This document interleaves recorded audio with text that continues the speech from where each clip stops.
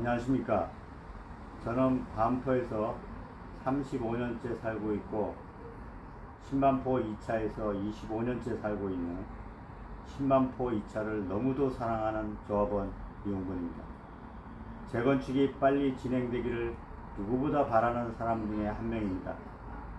그런데 최근 이 중차대한 시기에 너무나도 많은 논란과 억측이 벌어지고 있습니다. 조합에서 제시하는 내용과 이의제기라는 측의 주장이 너무도 다릅니다. 혼란스럽기 그지없습니다. 조합원님들께서도 마찬가지이실 거라 생각됩니다.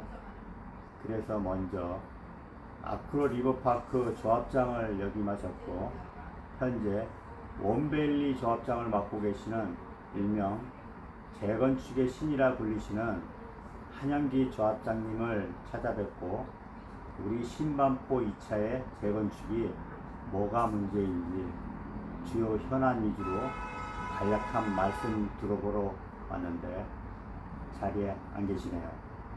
잠시 기다리도록 하겠습니다. 바쁘신 중에도 초대에 응해 주셔서 감사드립니다. 시간이 없으시니 가장 이슈가 되는 질문 두 가지만 하겠습니다. 먼저 신석 통합으로 갈 때 여기서 제시하는 분담금과 우리 한조합장님이 산출하신 분담금 간 차이가 너무 나는데 이 부분에 대한 설명 부탁드립니다. 예. 그 조합원 분담금이라 하면 크게 그 수입이 있고 지출이 있습니다. 그 수입하고 지출 가지고 그 다음에 그 정전 이 자산 평가 금액으로 나누어서 비례율을 구하고 그 비례율에 따라서 분담금이 결정이 되는데요. 그러니까 결론은 지출이 적고 수입이 많으면 분담금은 줄어드는 겁니다. 그런데 이 김영일 조합장은 의도적으로 수입은 늘리고 지출은 줄여서 왕창 줄여놨습니다. 그러니까 이건 거짓말이고요. 이런 거짓말이 들통이 나니까 결론은 설명회든 토론회든 못 나오는 거잖아요. 이건 확실하게 김영일 조합장이 의도적으로 분담금을 낮게 해서 동의서를 빨리 걷기 위해서 지금 이건 거짓말 치고 있는 거다라고 그건 100%입니다. 자, 어떻게 이 사람이 이렇게 낮게 책정했냐면 평당 공사비를 750만 원 잡았습니다. 요즘 평당 공사비는 아시겠지만 강북이나 뭐 부산 이런 데도 심하게는 평당 거의 1000만 원대로 올라갑니다. 그것도 49층도 아니고 35층이. 근데 49층 같은 경우는 35층에 비해서 한 15% 정도 올라가요. 그 다음에 이게 신반포 2차 같은 경우는 특별건축구역이기 때문에 거기는 또 다시 한 5% 또 올라갑니다. 거기다가 신반포 2차는 그 집안이 모래기 때문에 거기에서도 또 한 5% 정도 또 상승해요, 공사비가. 이렇게 하다 보면 아무리 보수적으로 잡아도 평당 900만 원이 넘는데 여기 750으로 줄였고요. 그 다음에 공사비를 제외하고 나머지 모든 사업비, 기타 사업비라고 하는데 이게 공사비의 최소한 30 내지 40%를 더해야 됩니다. 공사비 플러스. 그러면 전체 사업비가 되는데 이 양반은 13%를 더했어요. 그러니까 평당 100만 원으로 기타 사업비를 정했는데 이건 어림도 없고요. 그래서 제가 905만 원에 곱하기 1.3에서 1177만 원, 약 1200만 원이 총 사업비로 계산해야 된다. 근데 이 양반은 850만 원으로 총 사업비 계산했으니까 평당 350만 원을 줄여버렸다.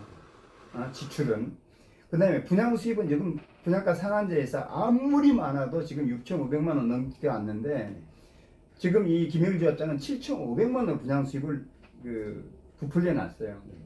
그러니까 당연히 수입은 늘리고 지출은 줄여놨기 때문에 이렇게 분담금이 낮아질 수밖에 없고 제가 제시하는 게 아주 정확합니다. 지금 현재에서 그것도 보수적으로 했기 때문에 제가 제시한 것보다도 높았으면 높았지 줄어들지 않습니다. 그런데 하나 놓고 본다면 예를 들어서 뭐 22평이 진짜 26평을 가는데 전용 면적으로 치면 2평에 24평 플러스 2평이 안 돼요. 그러니까 24평에서 화장실 하나 정도 더 있는데 그걸 가는데 5억 3,100만 원입니다. 분담금이. 거기다가 이주비를 6억을 융자받았다고 그런다면 이주비 이자가 5년 반 동안 연 6% 계산하면 정확하게 2억. 그렇죠. 그다음에 초과이익 한수 금액이 세대당 5천만 원 정도 여기다 2억 5천을 플러스 하면 정확하게 7억 8천. 내가 볼 때는 8억 이상이 있어야 22평이 26평을 갑니다. 그런데 어떻게 이런 돈을 내고 이렇게 갈 수가 있어요? 이건 재건축 못하는 겁니다. 예를 들어서 뭐 50평 같은 경우는 지금 뭐 그 56평을 가는데 56평 가는데 8억 한 6천만 원을 내야 되고 여기다가 여기는 이제 금융 비용이 더 늘어나기 때문에 3억 3천에다가 3억 3천이 이주비에 대한 이자. 네. 그 다음에 초과이익 한수 5천 하면 3억 8천을 더하면 예를 들어서 뭐 12억 뭐 몇천. 세상에 50평이 56평 가는데 12억 몇천 돈을 내야 된다. 그래서 이게 사실이고요. 이래서 사실상 이건 재건축은 거의 이런 상태는 불가능하고 또 하나 더 결정적인 것은 저 김영길 조합장이 자꾸 서초구청으로부터 2,000평 땅을 무상으로 받았고 땅을 무상으로 받는다는 얘기는 이게 곱하기 300%니까 곱하기 3만큼 분양 면적이 늘어난다는 거거든요. 예. 자, 원리는 이제 그러면 6,000평 가까이가 늘어나서 6,000평의 조합이 다 분양을 하던 조합원이 분양받으면 그 분양 수익은 수천억입니다. 네. 이게 수천억은 좋죠. 그래서 서초구청으로부터 땅을 2,000평을 무상으로 받았다. 네. 무상으로 땅을 받으면 곱하기 300%이 건축 그렇죠. 분양 면적이 더 늘어나기 때문에 수천억 이익이 생기는 거거든요. 네. 근데 거기서 분양 면적이 늘어나는 거의 대부분 임대주 쪽으로 뺏어가 버렸기 때문에 네. 오히려 뭔가 받은 것 같은데 뒤로는 실제로는 기존 안보다 1,700억 원이 손해봤어요. 이건 네. 도저히 납득할 수 없는 완전 이거는 사기다 사기. 분명히 신속통합교라면 기존 안보다 1840세대보다는 훨씬 이익이어야 되고 분담금 적어야 돼요. 그렇죠. 당연하죠. 네. 그런데 아파트 조합은 최고 1인당 세대당 1억 8천까지 손해야. 네. 이런 정도는 말이 안 되는 거예요 이게. 그러니까 이거는 제가 제시한 게 맞고요. 네. 그 금액으로 지금 재건축할 수 있는 사람은 내가 볼 때는 조합원들 별로 없을 거다. 그러나 지금은 이게 몰라요. 근데 앞으로 한 4년 뒤, 5년 뒤에 관리처분 총회 때는 정확하게 이제 분담금이 나올 겁니다. 그때는 거짓말 할 수가 없어요. 그때 한 조합장 말대로 진짜 뭐 22평, 26평 가는데 8억이 나온다? 그때 나오면 그때는 진짜로 중단이 될 수밖에 없다. 보통 문제가 아니네. 보통 문제가 아닙니다. 예. 질문은 상가 부분입니다. 지금 조합 측에서는 연도형 상가로 세 군데 배치한다고 하는데 연도형 상가의 문제점을 말씀을 해주시고 그리고 지금 상가가 도면에서 다 빠져 있습니다.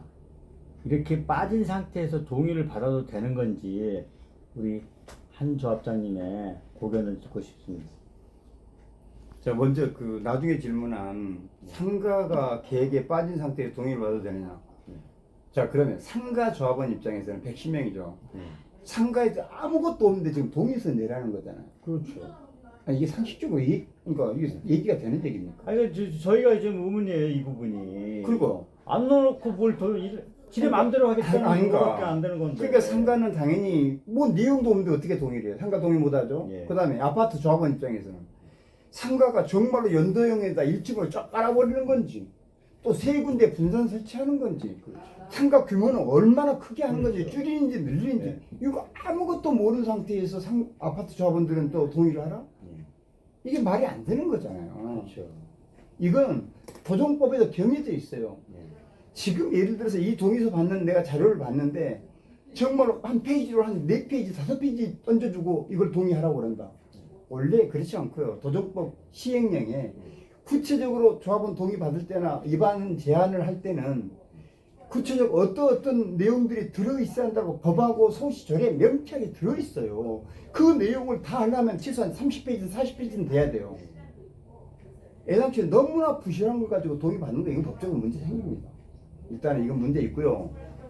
지금이라도 상가 제대로 계획해서 전 계획을 다 넣고 다시 새로 동의를 받아야 하는 게 맞습니다. 그 다음에 연도형 상가 포함해서 세 군데인데 지금 김행길 조합장은 또 문제를 제기하니까 아직 결정된 거 없다. 근데 이 서울시 옛날 3월 8일 설명 자료에 명쾌하게 나와요. 뭐라고? 위치까지 세 군데 정확히 나와 있어요. 세 군데 위치까지. 그 다음에 주민 요청 사항 해가지고 반영 여부를 해놨는데 이게 소시 자료인데요. 주민이 이렇게 요청을 했는데 뭘 요청했느냐? 반포 대로변 및 공공보행 통로 인근 상가 배치. 이게 연도형 상가를 조합하고 상가 측에서 요구해서 서울시에서 반영해 줬어요. 근데 이거를 서울시가 강요해서 넣었다? 전혀. 지금 이 김영희 조합장이 우리는 조합에서 원치 않은데 서울시가 강제로 그냥 집어넣었다. 이거 안 받으면 서울시 인허가 안 되는 거기 때문에 우리는 어쩔 수 없다. 지금 이런 식으로 얘기하는 거랑 완전히 사기치는 거예요. 여기 봐서는 지금 서울시에서 주민 요청사항으로 이렇게 반영한 걸로 돼 있네요. 그러니까 전부 다 거짓말이에요. 심각하네요. 정말 전부 다 거짓말이고 특히 이 연도형 상가 그 다음에 상가를 세 군데로 분산하고 1층으로 하는 거하고 원래 다른 데처럼 여기 경남 상가처럼 원래는 상가는 지상 5층으로 설계가 되는데 한 군데다가 5층짜리 하는 거하고 그렇죠. 1층으로 하는 거는 몰아서. 차지하는 면적부터가 몇 배 다르잖아요. 그러니까 이 아파트 건폐율이 올라가요.